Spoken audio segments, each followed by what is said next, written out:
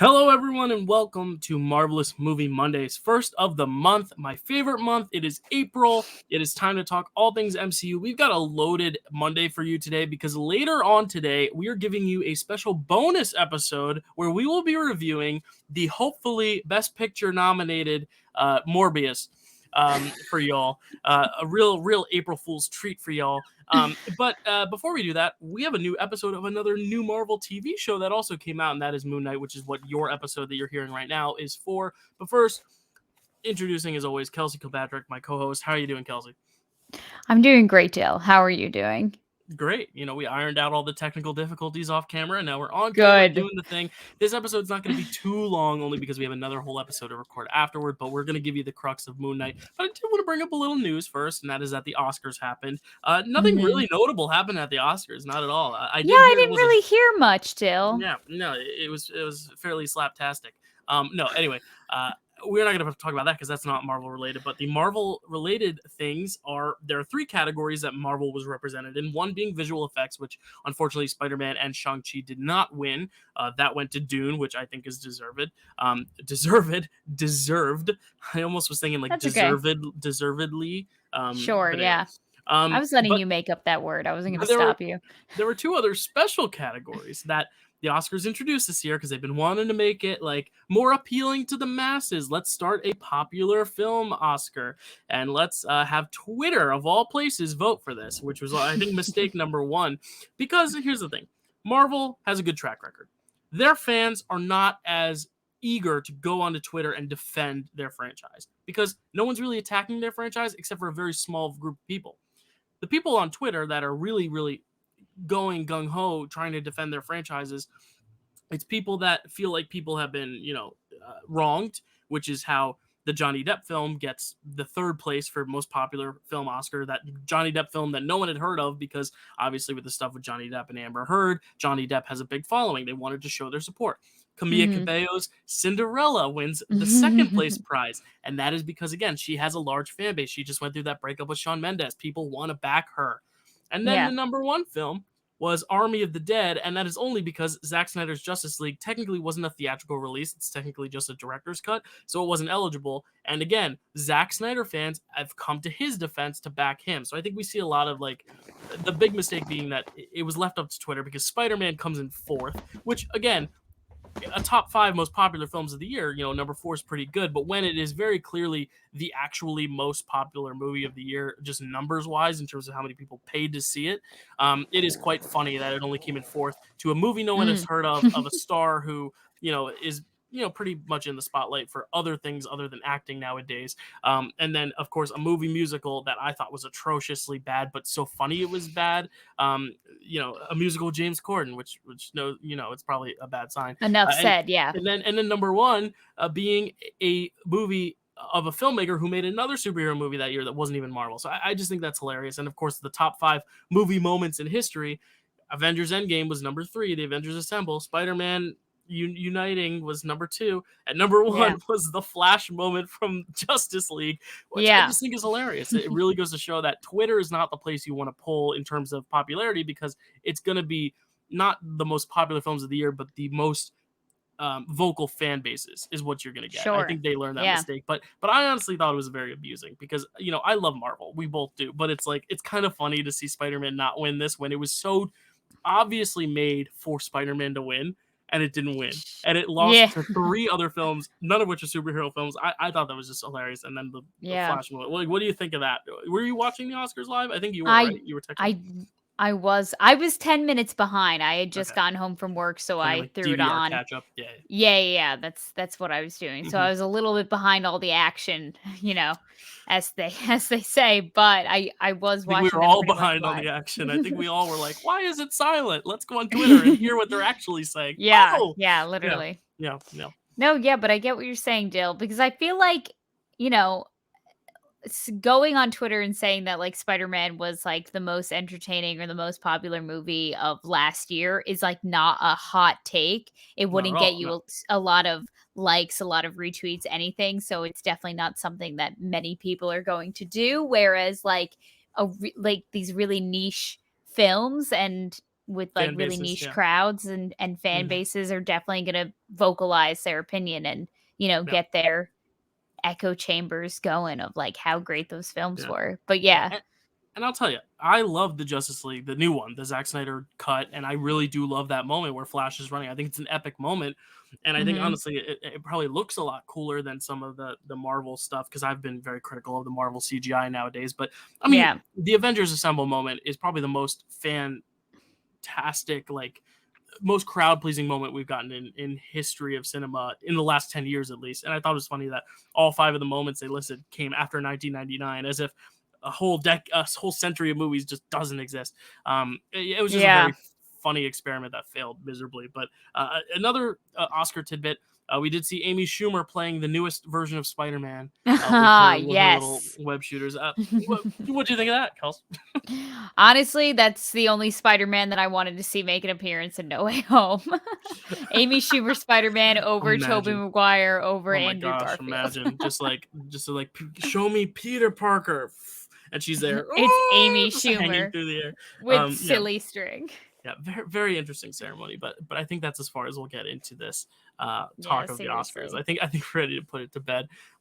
Speaking of bed and sleep and dreams, let's talk about Moon Knight because this was a really cool premiere. I don't know if you agree, but I thought it was a very Oh, cool yeah. premiere. A lot of people talking, a lot of people not loving it, a lot of people loving it. It's really interesting Interesting. to see the discourse online, but I'm very much trying to stay away from as much online because I really don't want to ruin this for myself. Because when Mephisto comes into the show, I want to be surprised. Um, My god. but Kels, let's You just brought go him through up? it. You Let's go said the talk about the name? episode. Let's talk about the moments because there Yeah. were a lot of fun moments and very interesting moments, dark moments, light moments, funny moments. And yeah, take it away, Kels. No, yeah, for sure. Okay, so this is Moon Knight episode 1. I didn't write down the title, but I remember it. It's called The Ooh, Goldfish Problem. that's right. And Incident or it problem? I think problem. Yeah. I Okay. Sure. I'll roll with it. Yeah, it's fine.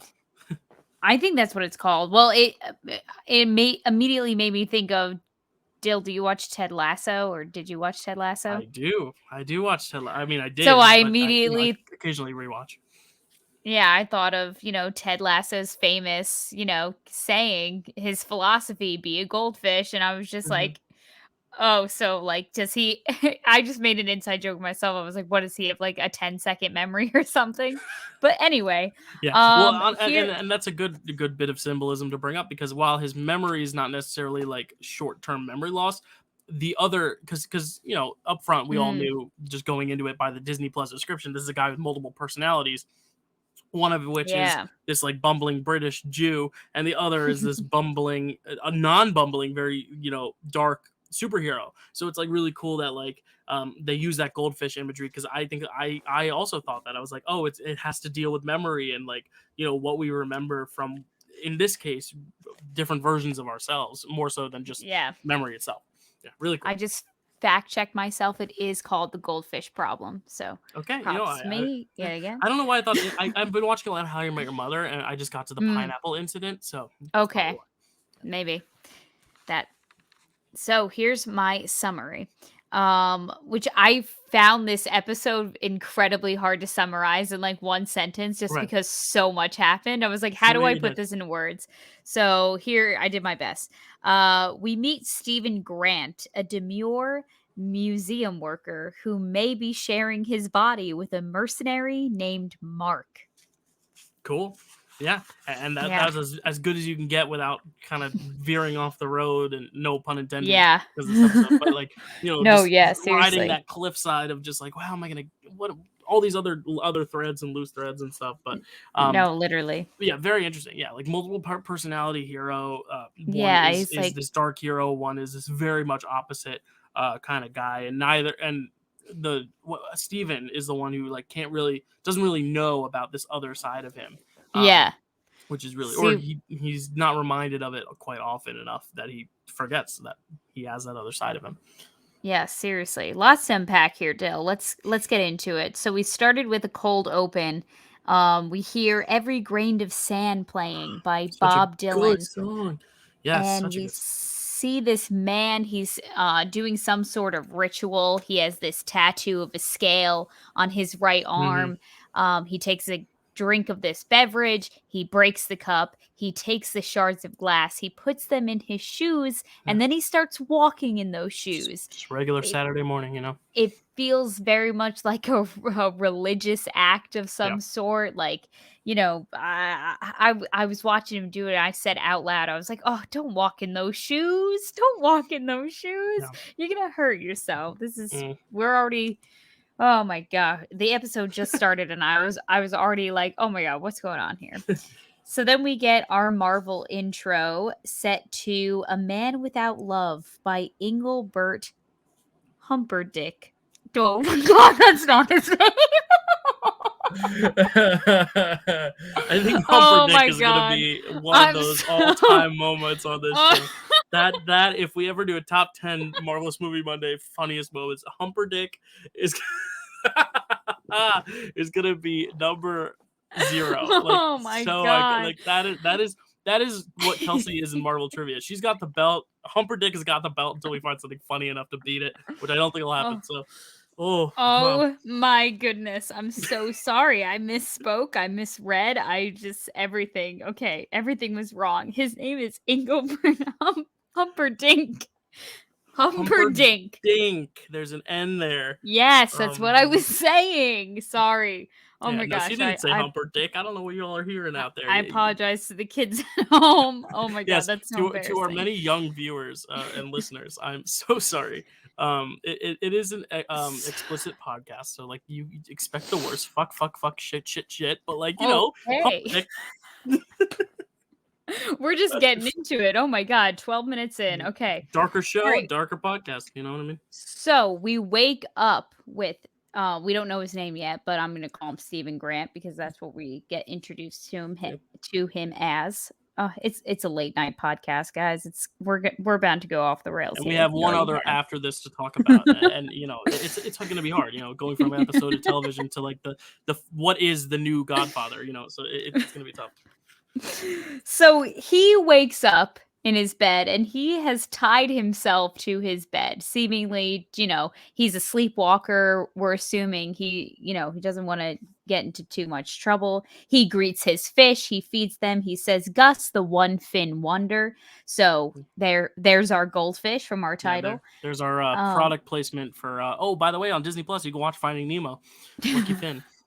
Yeah, and we even got a Nemo name drop later on in the Oh, we did. episode. I didn't even realize. Yes. Whoops. I'll tell you when we get there. So Great. he's leaving his house heading to work. He's leaving a voicemail to his mom just updating him on his life. All that jazz. He does this cute little thing where he ends all of his voicemails to his mom. He says latest gators. Yeah, I find it very endearing. So as we're getting to know Steven, he's kind of just like this very unlucky, klutzy, a little He's bit a of like a bumbling idiot. Yeah. yeah, he's a little bit of a bumbling idiot, and a lot of his life is just not adding up. He walks into his job, he's late for work. He seemingly has a date on Friday that he didn't know he had. He second guesses whether or not he's dreaming or whether or not he's alive, like a couple times, like very quickly in the dialogue. Like he leads a very disjointed and For sure. complicated life. He This does. is honestly, aside from Peter Parker, probably the most like all over the place we've seen one of these protagonists, because usually they're kind of Yeah. level-headed. They kind of Put got it together, together. yeah. Even like Bruce Banner, who's got a lot going on, but he's more like quiet chaos. Like we Yeah. don't see a lot of this. And even nowadays, I would say Peter Parker's gone past the like phase. So to see Oscar Isaac just leaving it all out there, it's pretty interesting. No, yeah. And it's an interesting performance. So we'll talk about that a little later. He's doing a great job. So he works in a museum. He specifically works in like the ancient Egyptian exhibit. And, we're seeing a lot of those Egyptian motifs and themes throughout the show, like right off the bat. He's talking about the Ennead, the super group of Egyptian gods. He names a few of them: Horus, Osiris, Tefnut. We didn't get all the names, but I feel like these people are going to come up later, being that everything that went on in this episode. So I decided to write it down. He seemingly doesn't have a lot of friends because he spends his nights talking to a street performer who's pretending to be a statue. It looks a lot like Benjamin Franklin. I don't think it's him, but he looks a lot Yeah. like a Benjamin Franklin Maybe impersonator. maybe it's the stripper Benjamin Franklin from The Office. Maybe they got him to come in and do it. You know what Yeah, I mean? maybe. Great episode. And then every night, so then we're falling asleep with Stephen Grant here, and every night he does his best to stay awake. He puts on like a meditation where it's like, hello, like welcome to trying to stay awake, like do a puzzle, read a book. He's trying all these different methods in order to stay awake. And then all of a sudden we are transported to the middle of a field in the Alps. We figure out later where we are. His jaw is broken. He like is able to snap it back into place for a It was second while. Yeah. I was gonna Go say it's a ahead, Dill. very like Loki. Remember when Loki gets punched? It's one of those moments where I'm just kind of like, Oh, yeah. huh. It's like Yeah, it weird. was It's just weird. Not even yeah. gross. It's just weird. No, it You was know? just very jarring, and I will Yeah. say when his jaw was broken, he did look a little bit like Taika Waititi. You should go back and freeze frame it because he It's funny did. you said jarring because in a British accent, Joel, jaw. Oh. Yeah, I don't know. I'm not the Yeah. British expert, accent expert. Which, by the way, I'll just say it now. His accent's not bad. I think it's actually a really good accent. Oscar Isaac, people are like, oh, it's so dumb and stupid. But like, you need to be able to make a character so different from Moon Knight. And I think that's Yeah. why this kind of over the top Cockney accent works. I mean, there are people actually who talk like that, like, so believe it or not. They're allowed personalities. It's like people who say, oh, the New York accent, getting the coffee and the dog, like, that's all fake. That is real. You go to Jersey, you go to New York, you get that a lot. So, like, that You is go a to normal Staten thing. Island, that's where I'm you'll not know an that. accent expert. Kelsey's more of a dialect expert than I am, but I do think it was a good accent. It's not Benedict Cumberbatch and Doctor Strange, which I've been very critical of. But it's. I think it's a very solid British accent, especially since he has to juggle so much in this show. No, yeah, for sure. Here I was thinking, Dill, that Oscar Isaac was fully British, so Nope. That's that's all that I have to say about his Yeah. accent is that I bought it 100%. So I there thought you that he was go. British. Yep. So There you go. good for you, Oscar Isaac. So You you just thought fooled he did a me. really good American accent, or Yes. gotcha. Okay. I've been trying to think of other things. Was he in Dune? He was in Dune. He was in He was Dune. he was the dad? Yes, he was the dad in Dune. He was Apocalypse when we watched that Catastrophe and X-Men. Oh, Ex he was the blue Machina, guy. Annihilation. Yeah, he's Poe Dameron in the Star Wars movies. Yeah, he's been in a lot, but you haven't seen the Star Wars movies, I don't think. So Mm-mm. I Not yet. One day though. I promise. don't. It's All about the time, time in I the know. world. It's been how many years? Like 50 years? I don't know. We'll see. I'll Well, get since there. since he's been in it, it's been only about like 7 or 8 years. So I you're gotta okay. say, he's a good actor. The only thing that I've seen him in very recently is Dune, and like he's very like stoic and like like king and like an Right. emperor or whatever. Very different And performance here. Yeah. but like Stephen Grant, I'm loving it. It's great. It's honestly the best comparison I can make besides the Peter Parker one I made is Ben Kingsley as the Mandarin, like kind of like Mm, the Trevor Slattery versus the Mandarin. The Mandarin is very much the Moon Knight, and Trevor Slattery is very much the Stephen Grant. yeah, that's a And great it's great. comparison, Dill. I love that. Thank you. Except Ben Kingsley actually is British. Just an FYI. Yes, yes, he is. So then we hear a voice talking to him. And the voice says, surrender the body to Mark. And like a lot's going on Yeah. with Steven. This poor guy is just trying to get through life. He's just trying to keep track of like the days of the week. And he is just being tossed around, just like puppeteered by this like unknown voice, by this other person named Mark. We're not sure what's going on It was here. very Venom-esque, you know what I mean? Yeah, very Venom-esque. Yeah. Wow, you are killing it with the comparisons today. Because I can't remember little facts and details like you, so I gotta just like reach on anything I can grab, It's great. We're doing great here. Okay, so then we see this giant mummy thing with multiple legs and like a staff of some sort. He has like a very pointed face. This Mhm. guy comes up multiple times in the episode, and I gotta say, he's terrifying. I don't like him. It's very scary. Yeah, I Lots can't of jump grasp scares. to a comparison right now, but the closest thing I could think of was like the You know what this Abracadabra made me think Alakazam of? Pokemon. Yeah, go ahead. That, but also, did you ever see Spy Kids 2? No, Sorry. You've never seen Spy Kids 2 with I've like never seen I think any of it's the called Spy like Kids. I was the I Island of the Lost things or something? Here's the thing. I think I was just too young to like get started with Spy Kids. And I know we're the same age, but you had an older brother, and I think that really plays into it. I think, people with Mm, older siblings kind of got the Spy Kids thing, but for yeah. me, I was the oldest in my family, so I never really like was a Spy Kids kid. So Yeah, well, you just have 2 different life perspectives still. You're the yeah, oldest, I'm the youngest, but we're both Spy. 1998. But I like spy movies, and I mostly like children, so Well, I assume there's I'd this like it. creature. So the whole point of Spy Kids 2 is that there's this scientist played by Steve Buscemi, and he like Oh, makes hybrid animals. And okay. so he makes a literal spider monkey where he makes a monkey and he gives it 8 legs. And that's what this creature Ah, in the I see. TV show reminded me of because he has Gotcha. all like these legs like he's a scorpion or something. He's scary, this guy. So now we're in like this weird village where the man from the our cold open is walking through. He's played by Ethan Hawke. Mhm. He has his cane, he has his scale tattoo, and like all these people are stoked to see him. The townspeople are just gathering around. They're like, "Oh my god, Myself included, because we Ethan Hawke, can't great actor. yeah, we can't they're like, "We can't wait to hear what this guy's gotta say." And so what he does is that he does some sort of this ritual where he judges each of the townspeople based off of what they have done and what they are gonna do, and he deems whether or not they can survive, essentially. So one man volunteers, he puts the cane in his hands, the cane rocks back and forth, the scales move on his arm, Really and cool visual he effects there. is yeah, he is deemed a good person. He says, I see good in you, and then he's able to live the rest of his life. And then a woman steps up. He refers to Ethan Hawke as Harrow, but then he says, no, no, no, call me Arthur. And when she does it, he says, "Well, there's just something not right about you." And she's like, "Well, I've been good my whole life." And she's like, "Well," he's like, "Well, maybe it's gonna be something you do in a couple years." And That's so terrible. the only way I can describe this death is by saying the life is literally just sucked out of her. Like she's Terrible. just like, Dementor, yeah.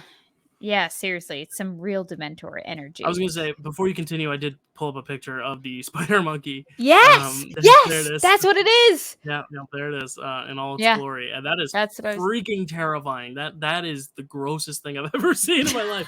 So No, any chance of me watching this movie is going as we yeah, watch but this, because he's now like I'm scared. he's one of the good guys. I don't know. Oh, They're okay. all kind of cute in their So own he's a way. sweet spider monkey. Okay, I got you. Yeah, he makes like flying pigs, so there's like pigs that Oh, fly cool. around, like, all those things. Lovely. It's Lovely. a cute little movie. I think you should All right. check it out. All right. I love all the Spy Kids movies. All right. It's on the list. So now all these people that were chasing after Steven are after what I should have mentioned this before. He wakes up with this like golden beetle in Yeah. his pocket. We have no idea what it's for, Yeah. whose it is, how he got it, nothing. We don't have any answers. We just have more questions. And then Arthur refers to it as the scarab. And he Mm. goes, you should return that to me. And Steven is more than willing to oblige. He's like, you're right. I don't want this. I don't know how I got it. It's totally yours. But the voice inside his head and the other guy he has to share this body with is not letting him give up this scarab. Yeah. Apparently, Steven really needs it, or Mhm. whoever. It's really important. So I just thought that this was such a cute little action moment, Dill, where he's Yeah. like, he's trying to give it to him, but then like he's involuntarily Mhm. like having to move his body Yeah. away from It's a Ethan Hawke. it's a really cool acting exercise too, because it's Yes. like you as the actor have to seem like you're almost being controlled by something, and you gotta like bring it back, Yeah. and it's just like getting away from you, but you gotta sell Yeah. it as if like you're not in control of it, but you really are, and that's No, yeah, seriously. inside the actor's mind. Yeah, it's It's like crazy. rubbing your stomach and patting your head at the same time kind of Yeah, thing. I can't do that. I'm kidding. I'm So doing it now. we see this almost. You're kind of doing I think both I at was the same rubbing the head time. and patting the stomach. Let me pat my head and rub my stomach. There we go. Okay, Yeah, we did there it. you go. We There did you it. For go. you audio listeners, good. Be glad you're not watching that. So Anyway, now throughout this whole action sequence of him in the town and then in the car and everything, we see these moments where he kind of just like he it almost looks like he's having a seizure. He blacks mhm, out. We're back in present day and then everything is changed around him. It's mhm, like as if a bunch of time has passed, but for us as the audience and for Steven, yeah. only a second has gone Yeah, by and it's he's like when back in you, his like, body. you take the remote and you, like, skip, like, 10 seconds, so, like, it's still in the same scene, but it's like Yeah. it jumped over, like, a few lines of dialogue, and that's, I think, where I first started to click, like, "Oh, so when he's blacking out, he becomes Moon Knight, and then he beats some guys senseless, and then he comes back to Steven. I get it now," and that was Yeah. kinda cool. It was cool because like, and this is, I know we have more of the recap to go, but the one thing I loved about this premiere in comparison Mhm. to Falcon and the Winter Soldier, Loki, Hawkeye, they weren't just kind of like, let's introduce you to the characters and tell you the whole like crux of what the show is going to be and then throw you into it. It almost Yeah. reminded me more of WandaVision, which fittingly it's the first of the year.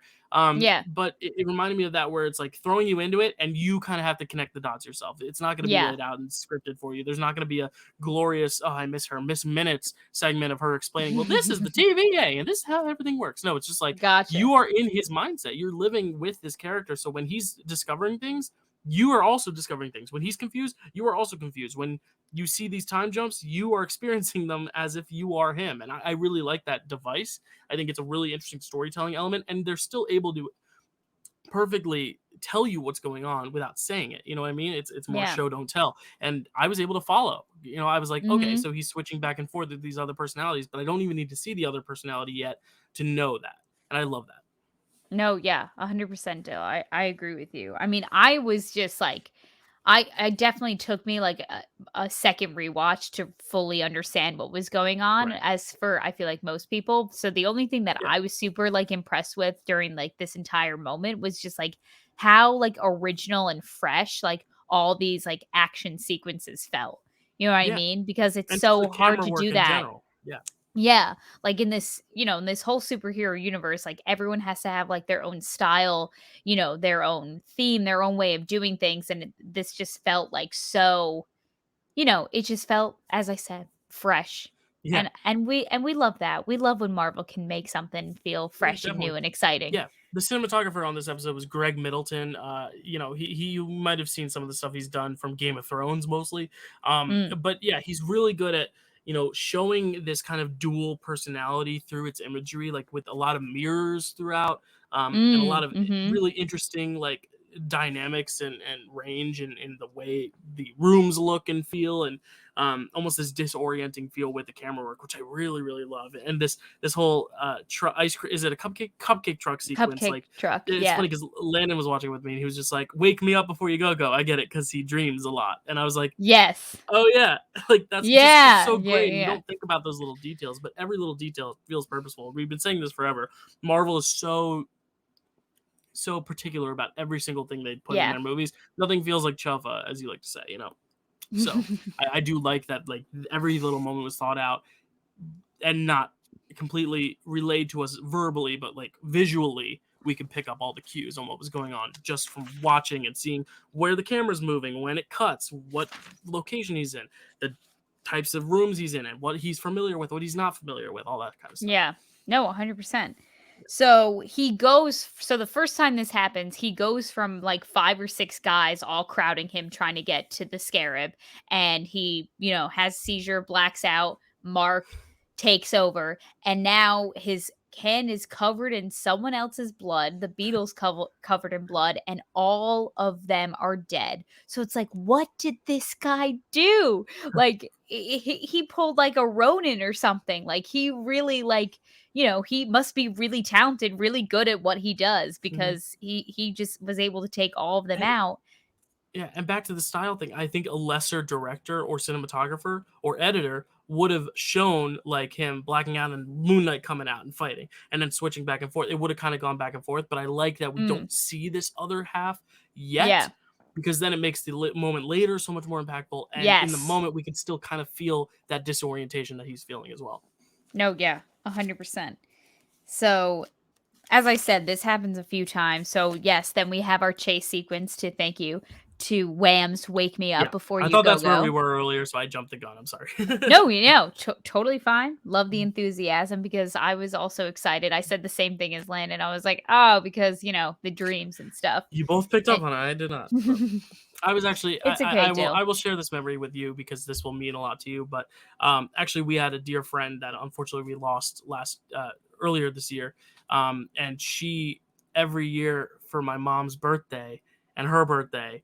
Trish and my mom would always send each other that song on their morning of their birthdays. And like, if you go through like their memories on their timeline, like every year for like the last like 10, 15 years on their Facebook is just the link to the Go-Go's Wake Me Up Before You Go-Go on their page. And that's all. It's not a happy Aw. birthday. It's just like a boom, wake me up before you go-go. Yeah, And like, that was their song. So I just like, I get a good memory when I think of that. I think of my mom and gotcha. our friend Trish. And yeah, it was a really, really nice, like little, like, oh, I love that song. Like Aw, that song means yeah. something to me. So I was like, oh, I'm glad they're playing that song. And the jitterbug, kind of like the little scarab, is almost like a bug. Like very, Yeah, very yeah. great use of that song. Great use of that No, song. yeah. Made me very happy. Made And me I emotional. No, yeah. Oh, that's sweet. Thank you for telling me that. And I love the contrast between like this upbeat, like poppy, like really positive song and him just like actually fighting for his life, like driving this cupcake truck. Yeah. Like I love when people when editors and cinematographers and sound producers like make that choice to like make it seem like really happy or like the Yes. atmosphere is like really cut like bright and It's colorful and there's something really dark and gritty like really happening, it's the beginning of Guardians of the Galaxy Volume 2, where everyone's getting, like, beat up by this giant Oh monster yeah. and trying to take him down, and we were just looking at this little tree dancing. It's like Mr. it's very Blue, funny. you've done it right. Yeah, literally. No, so Oh, good. that's such a good one. Good moment. So then we hear the voice say, "Wake up, Mark. If he drops the scarab, I'll kill you both." So that makes me feel like this other third being is also somehow kind of in control of this poor man's life. So, like I said, hopefully we'll get more answers down the road. So then after this all of this mayhem ensues in the Alps, we wake up again in Steven's bed, and this time, he sees that his ankle is still attached to his bed. He all of his locks on his door are done. Mhm. The tape that he puts up on his door is still tacked. It's still sealed. So he's like, you know what? Oh my gosh, thank God that was all a dream. And everything is going fine until he realizes that Gus, his goldfish from the beginning of the show, has not one, but two fins now. So he takes his goldfish to the pet store, assuming where he bought him, and is like, this my pet fish used to have one fin, now it has two. So what happened to my goldfish? Please explain. And she's like, listen, like I told you yesterday when you were here, you're like, this just doesn't happen. You're wrong. You want a different goldfish? Get one, but it's like, stop wasting my time. And he's like, what do you mean? I haven't been here before. And then he checks the time. Oh my gosh, it's past 7 o'clock. He's supposed to be on his date right now. So he Ugh. rushes to get to his date on time. He sits there for a long time. He calls up his coworker and Whose he name gets is Dylan. Just wanted to say. Oh, whose name is Dylan? I was gonna say I actually don't know her name, so I'm Yeah, glad it's her name is Dylan. Dylan. Yeah, it's great. Yeah, it's great to be represented in the MCU finally, male There or you female. I go. don't care. I will take it. And I think it was spelled the same way because I watched with subtitles. So Oh, bonus good. points for that. It's April birth month. Very happy. So now we learn that as he's waiting for his date on this seemingly normal Friday night, that it is actually Sunday and he has missed 3 days of doing what? Who knows? Maybe we'll find out. Maybe he was in the Alps for Yeah. 3 days. I Who knows? I This have two things. poor guy. I have two things to say. One, I Yeah. wonder if they'll do a whole episode of like what was happening while we were watching that, like kind of just Yeah. only showing us Moon Knight's I perspective. mean, I hope And so. B, well, yeah, I could see them not doing it, but I think it'd be really cool if they did. And No, B, I agree. this scene at the restaurant, one of the most real human scenes I've ever seen, in the fact that Yeah. like when you have a either dietary restriction or just like unfamiliar with certain types of foods and stuff like that, like ordering at a restaurant, like for example, like when I go to some restaurants and like everything's in like French and I'm like, what is this? What, like, I know escargot is snails, but what is like what is this? What is this? And like feeling like an idiot when he's Mhm. ordering the steak and he's like, how do you want the Yeah. steak? And he's like, good, very, very good. It's like because it's very foreign to him because he's a vegan, or at least Yeah. this half of him is a vegan, and I just was like, Yeah. wow, this is a very relatable experience. It's kind of funny, but it's also sad at the same time, but it's just above all else very real. And I've never seen like in a superhero movie or comic book or TV show or anything like that, like a moment where like a man struggling to order a meal at a restaurant because of his, diet and just his headspace. Like it was just so intriguing, and honestly, it's my No, favorite yeah. scene in the whole episode because I'm just like, I'm really drawn into Oscar Isaac and the million things that are going on in his head as both an actor and a character at that moment. I was like, wow, Yeah. this is really good, you know?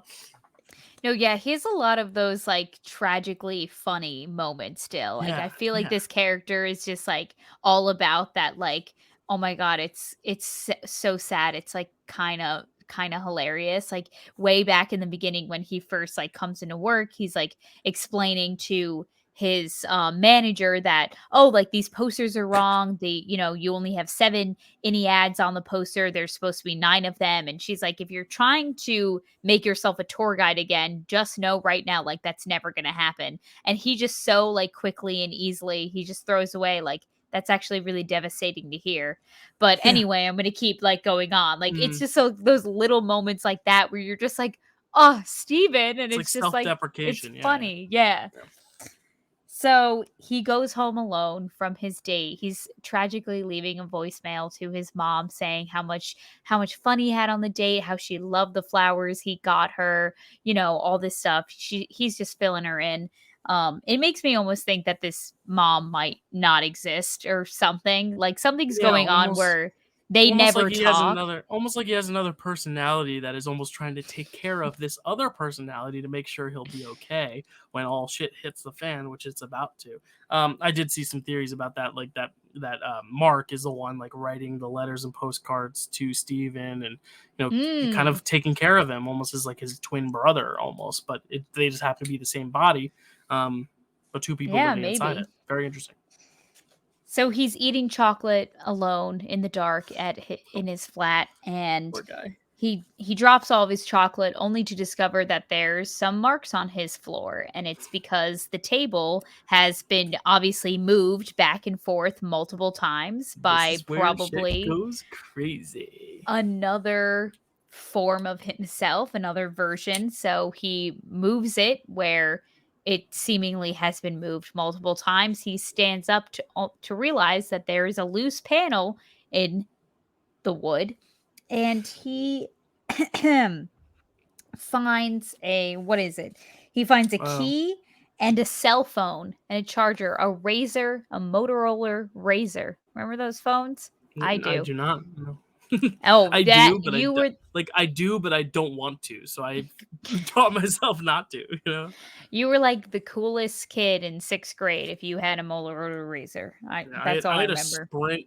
I forget what it was called. I had a green phone that had like a flip out keyboard that you could type like a real keyboard, Oh, rather okay. than the 1 2 3 4 5 6 7 8 9. It was like an actual keyboard Mhm. with all the letters that Yeah. slid out from the actual phone. It was pretty cool. And then I dropped it in the toilet because I was stupid and was deciding to text while peeing, and I just boop, it dropped because a sixth grader knows nothing. That is such a Dylan Randazzo story. Yeah, I didn't was get another texting phone while for another peeing. like 3 months. It was awful because when you have a phone, getting it out of your system, Yeah. it really shows you the withdrawal. It's like a drug addiction. It's not good. I had the Juke. It opened like this. It was like phew. You like Oh, flicked it hmm open and it like like a spun. switchblade. Yeah. No, it was literally like a switchblade. Mhm. I thought it Mhm. was so cool. I Yeah, I played don't with know. it all the time. That was my first phone, fun fact. So he charges this phone and he has multiple missed calls from a woman named Layla. Just as he's about to call her back, she calls him and is like, "Oh my god, I've been like trying to call you for months. I thought you died. Like, why didn't you ever like get back in touch with me?" And he's like, I have no idea who you think I am." And she's like, "Why are you doing an accent?" She's so confused. And she's like, "Wait, like who do you think I am?" And then she starts referring to him as Mark. So here comes this Mark character again. Who is Mark? I need to know Mark. Mark? Is that you? I want to know. Yeah. So then we hear a male voice in his house, but it's different from the one before. It's, as we know now, it's Ethan Hawke's character, but he's, Mhm. just trying to warn him, saying like, "Hey, stop looking into whatever it is. You're only going to get yourself in trouble. You're going to get hurt." Like all this Yeah. stuff, all this freaky stuff starts happening in his apartment. The lights are flickering. It almost feels like there's an earthquake going, like happening, and Yeah. he goes down into the elevator. We see the giant mummy man again. Didn't like that. And then after a really quick, there he is. And then after a really quick jump scare, now we're back. We're on the bus. Yeah, we're so many loose ends, but this is the show where like I love the loose ends because it fills in Yeah. the mystery. Yeah. No, I'm definitely not mad at it. So as we're getting off the bus, we see that Ethan Hawke, Arthur, has been following us this whole time. He's found Steven, he's infiltrated his real life now. And so now we're at work. He catches us in the museum, and he's like, he's trying to tell us about why he wants a scarab. It's because it belongs to this Egyptian deity that he worships called Amit, Hmm. Ammit. And it Hmm. essentially, like, she was, as excuse me, as Stephen describes her, she was the world's first boogeyman. So Hmm. essentially, she was known for, I think, like striking first before like bad people could do bad things. Like if she saw Gotcha. like what someone was going to do in their future, like she just ended their life immediately, even before they were innocent. So she was not like she Wow. didn't have a great moral compass, I don't think, because she No. was because as Arthur says she was betrayed by her fellow, Egyptian deities. Like she was looked down upon. She was even betrayed by her avatar. So they have this fun little moment where they talk about, he's like, the Mhm. avatar. Oh, so the blue people? Yeah, love that movie. And Yeah. he's like, So no, not that avatar. And he's like, oh, the anime. That's the yeah. one that you're talking So about. another moment, like the Nemo moment, where it's like, oh, so if you want to go on Disney Plus, we also have Avatar, and the sequel's coming out in December for your Christmas season. James Cameron. Oh, Yeah. Disney, we love a shameless plug, really. Yes, so the Nemo moment, I don't know if I mentioned that, but that was in the store. She was like, Yeah. "I don't Yeah. know. I I don't got you now. Yeah. I don't care what that Nemo movie tells you, but there's no like fish with only one fin." Anyway, so then he forces him into doing like he tests him with the scale and the cane. Arthur does this on Steven, and we don't see what the scale does. They cut away before, we see it either balance or tip too far to the left or right. But all he says is there is chaos in you. But then he lets him go. Because So he needs whether or something not, from it. Yeah. yeah, that's fair. And my question is Mhm. where is the scarab? So Yeah. I don't now know. I guess we'll find out. Episode 2. So now it's late night inventory time. As his punishment for getting to work late is that he had to stick around and do inventory, and now he's in the creepy museum where all the lights are going off, and he's on his way out, and now he hears a dog crying. And like, granted, if I also heard a dog crying, I would go looking through the, very ominous looking uh I You know I've Just an gotten April so Fool's good at joke. it. This is probably the best April Fool's joke ever because for years Kelsey has made us think that she doesn't know how to say the word ominous, and she just said it perfectly. So she's been No, fooling I've us. been That was a practicing. 5 year. Oh, okay, all right. You knew you would say it today, and you just subtly threw it in there, and then like waited a beat to see if I noticed. I did notice. Good job. No, yeah, I did. Yeah, you were I like was ominous. like, Ba, ba, ba, ba, ba, ba. is he gonna catch it? I got I you. was I got very proud of myself. I wanted you to acknowledge it, and you you. Yeah, did. yeah. Now say it again, So so I know it's true. I too would go searching through the ominous Okay, she's done her work. museum exhibit for the She's done her crying work. dog. And it's this like, giant hyena looking part hybrid between dog and human that's like, chasing him through the exhibit. Looks like And something he's out of like, like the Scooby Doo movie. yeah, seriously. So he says, so then, Arthur's voice is back and he says, "Give me the scarab or be torn apart."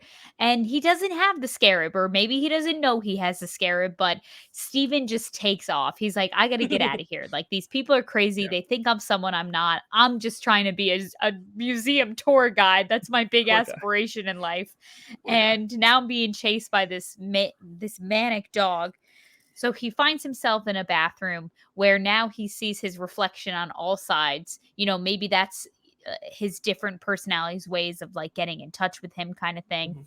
Mhm. And you know, his reflection starts talking. He says, let me take over. This thing's going to kill us. I can get us out of this alive. No one's going to die. You're not going to die. I'm not going to die. Just let me take control. And Steven, he's like, "All right, like, I'm pretty sure I'm going crazy right now. None of this is real, but if you're going to keep me alive, then let's do it." So then he has Mark, I'm assuming, completely take over his body, and he defeats the demon dog that was chasing him, and we have this great, the great, like, costume reveal. His, like, costume gets That's on really him, cool. and a cool suit, a cool, like, mask look, and he defeats the dog. He turns over his shoulder. We see a full view of his face, and then the screen cuts. And I was Yeah, like, "That was sick. really That great was episode. Yeah, that was super, super yeah. cool." It's cool because Um, like this is one of those shows where I just ended. I'm like, give me another, give me another. Like this show no, yeah. really makes me want to just dive into the next one, just because there's so much to think about and so much to digest all at once. But this is also Mhm. one that I didn't go looking for Easter eggs. I didn't go looking up Oh, theories no. or insiders stuff about Moon Knight because I want to like kind of be in on the mystery. So I didn't look up a bunch of Yeah. like Easter eggs or any other things. No, me neither, Aside Dill. from the like little Disney Easter eggs I found, like Nemo and Avatar. And I didn't Yeah. even pick up the Nemo name drop. I just thought of the Lucky Finn in general. But did you have Yeah. anything else in terms of the character or the mythology or just general thoughts of the episode before we say goodnight and then talk about another, 5-star film in just a bit? Still, I gotta say, like, I was like, it was during like the entire action sequence, like in the Alps, where I was like, I'm Hmm. really into this. Like, Me too. I think it's super cool. Like, Yeah. I'm on the edge of my seat. Like you said, Dill, like, I'm just like, oh my god, I can't wait for episode 2. Like, I can't Yeah. wait for more. And I just think like it's such a cool character. I think that Hmm. it's taking on like a completely different angle that we haven't seen before. Yeah. He feels like grittier. He feels, Yeah. more adult, more mature. And I love that, like, Mark or like whoever is like already Moon Knight. Like, we're not watching him become Moon Knight. Like, I Right. love how Yes. it happened, and Yes. now we're just like slowly piecing together the puzzle pieces with Mhm. like the catalyst, as Steven as the Yeah. catalyst. I think they're really breaking away from the origin storyness of it. Like Shang-Chi, when we meet him, he is a skilled fighter, and we of course get Yeah. flashbacks. Eternals, we start with them in their battle. They've already formed this group. We don't have to see them go through it. Spider-Man, another thing. Like we've already lived with this character enough. We don't need to see the origin, even though it kind of has the whole Uncle Ben moment and whatever. But Yeah. this one, yeah, another thing where like we're getting the origin story out of the way. It's more of just like putting ourselves in the headspace of this character and what he's experiencing it in real time. And I love just shows where they trust the audience's intelligence because, like you said, you have to watch it a few times, but like that should be the best shows is the ones that you rewatch to get a better grasp of rather than I watched it once, they told me everything I needed to know, I wrote it all down, I'm good to go, I'm good, ready to take the test tomorrow. It shouldn't be like that. It should be something you really absorb and think about and ponder, and Yeah. maybe there is no right answer, maybe we are wrong and there's something else going on, maybe there's more than two personalities, who knows? I don't know the character well enough, so I don't know, but it's Yeah. really interesting. Yeah, I honestly, I was gonna do some like deep diving into like all the Egyptian stuff because I genuinely am curious. Like, it's Yeah. fascinating, and all that stuff. But I was so afraid of like reading Right. something that I was like didn't want to Right. know, Right. or like, Yeah. something that was gonna reveal something. So For sure. I just didn't, because I don't want to like get caught up too much in like the theories of it all, like, or Cool. what people know about this Yeah. character or don't know about this character. Like, Yeah. I just want to experience it as it comes. Cool. So with that, we will leave you with Moon Knight episode 1. I think it was we both really liked the episode. I know some people don't like it because it's confusing and they don't know 100% what's going on, but I think shows are stronger because of that, but it's a valid Mhm. criticism. If you'd rather just sit back and not have to think, this is not the show for you. And that's fine. Some people like something that's more spelled out for them. That's fine. But I like the bolder swings that Marvel's taking. I'm really excited for this new year of Marvel stuff. Speaking of, we will be back in just a few hours if you're listening to this for our Morbius review. We've been Hmm. hyping it up in this episode. I'm really excited to talk about that film. One of the most highly anticipated movies of the 2020s decade, Morbius, the Jared Leto classic. We will be talking about it in just a short while. But in case you're not tuning in for the Morbius review, which will be non-spoiler and maybe some spoiler talk at the end, this was a spoiler review. But if you're not tuning into that, we will plug ourselves now. Kelsey, where can they find you? You can find me on Instagram at Kelsey A. Kilpatrick. You can find me on TikTok, Cause13, or you can subscribe to my YouTube channel, Cause Productions. That's right. You can find me at Dylan_Randazzo at Twitter and Letterboxd, which I will be doing my 2012 retrospective in May, which is basically looking at movies from 10 years ago. And some of those movies will include, the Avengers. Well, that's actually the only Marvel movie that came out in 2012, but it was a big one. And that's where you can find that Letterboxd. You can also find me here at the Dill Pickle Movie Network if you're watching on video. If you're listening on audio, please give us a 5-star review and head to the Dill Pickle Movie Network to give us that like on that video, that view, and that subscription. That really helps the channel grow. We're so close to 200, and whoever the 200 subscriber is, please comment on a video and let us know you're number 200, and we will shout you out on the show. I'm willing to do that. I'm willing to shout them out on all of our shows. Just be like, you are the 200th, and we'll hopefully do that for the 200,000th eventually someday. But yeah, Mhm. stay tuned. Morbius review coming later today, which we are going to film right after this while it's all still fresh in the brain. Will it live up to the greatness of Moon Knight, or will Moon Knight fail to live up to the greatness of Morbius? You'll have to find out. We'll see you soon.